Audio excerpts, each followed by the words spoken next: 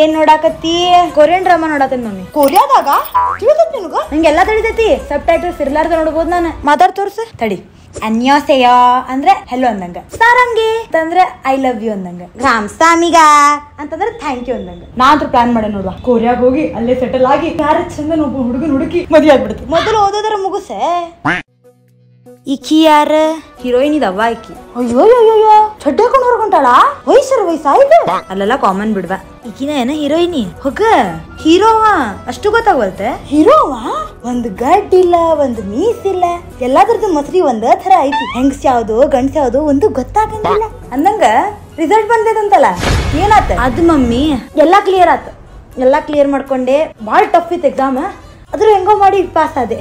ಮತ್ ಇದೇನ ಮಮ್ಮಿ ಇದ್ರ ಸಿಕ್ತ.